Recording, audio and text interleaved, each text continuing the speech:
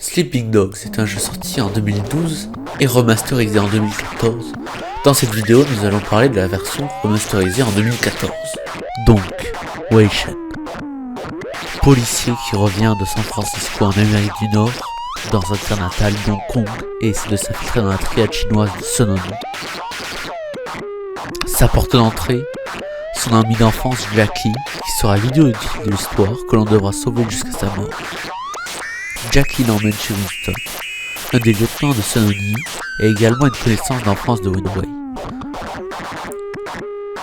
Winston nous amène faire un tutoriel et l'on remarque déjà le premier élément du jeu qui est agréable au début, mais qui finit par me la mettre mauvaise. Notre personnage est surpuissant, il est presque intuable.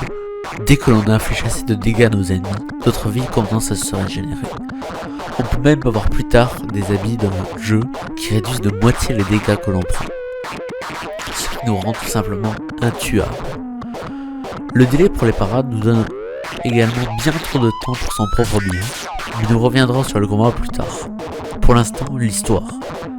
Pour l'instant, nous sommes le laquais de Winston. Nous allons racketter un peu les vendeurs du marché tout en chassant les mafias ennemies pour lui. Notre ami Jackie et nous allons voler des montres de luxe pour lui faire plaisir tout en mettant son rival et l'homme qui a causé l'addiction de la sœur de notre protagoniste, Dog Eyes. Mais avant tout, il faut aller draguer une touriste américaine nommée Amanda ou Amy et lui faire visiter la ville et l'emmener dans un club de kung fu, tout ça pour avoir son numéro de téléphone. L'appeler plus tard et l'embrasser.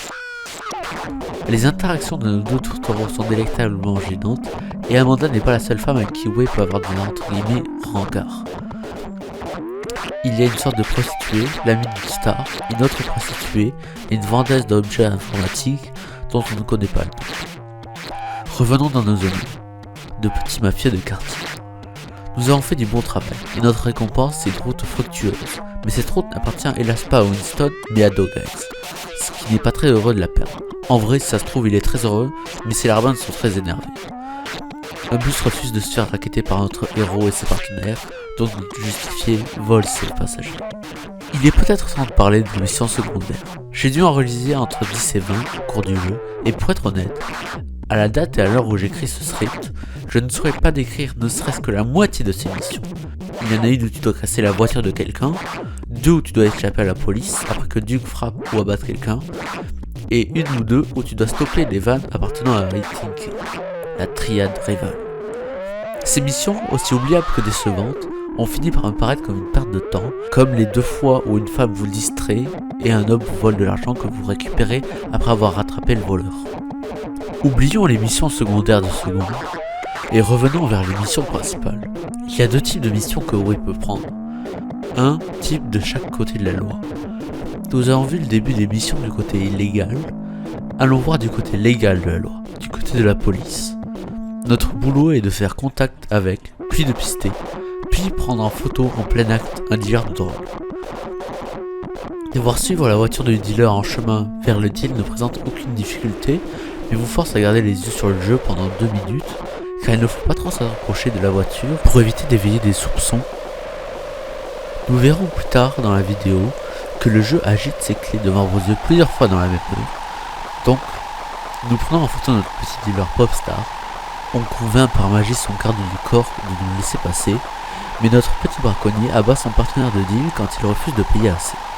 Nous prenons évidemment la petite photo qui va avec Popstar arrêté, la triade Sun On perd en force, le contact de Wei Shen, police de Hong Kong Teng, est content.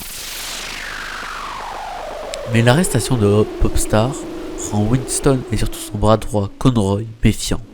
Conroy pense que Wei est un policier depuis le début et il va devoir se prouver en tuant un homme de Dog Eyes. D'ici la fin de la vidéo, j'arrête de mentionner l'histoire en détail pour me concentrer sur le gameplay, sur les bons points et les mauvais points du jeu.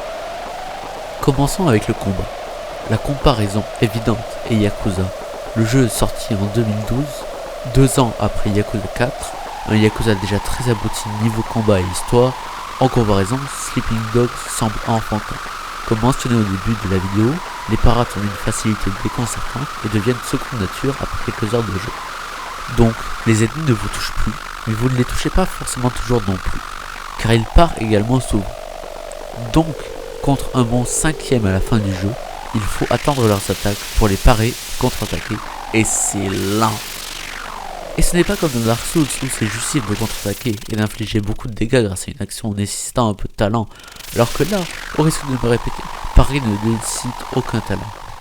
Alors, on peut apprendre des techniques supplémentaires en prenant des niveaux supplémentaires, ou en récupérant des statues vertes, qui sont éparpillées à travers la carte.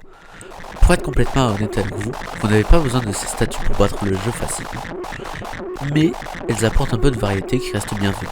Dans Yakuza au contraire, j'utilisais la plupart des techniques que j'apprenais pour m'étendre en combat et de juste appuyer sur mon clic gauche en boucle comme une idiot. Il est grand temps de parler du grand point positif du jeu, les véhicules, la conduite et le combat sur la route. Certes, comme dans Cyberpunk 2077 ou dans Watch Dogs 2, la conduite ferait très arcade. Et il m'a paru inutile d'acheter des véhicules supplémentaires à ceux que j'obtenais en complétant des missions.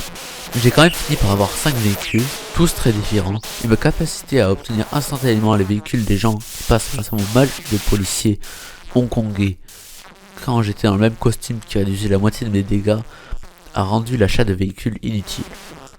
Le combat sur la route est vraiment le point fort du jeu pour moi. Le jeu en fait des tonnes, en fait trop, et ça m'a fait doucement sourire à chaque fois que j'affrontais des ennemis sur l'autoroute ou en ville. Les véhicules s'envolent, explosent, les passagers voltigent. Bref, j'adore.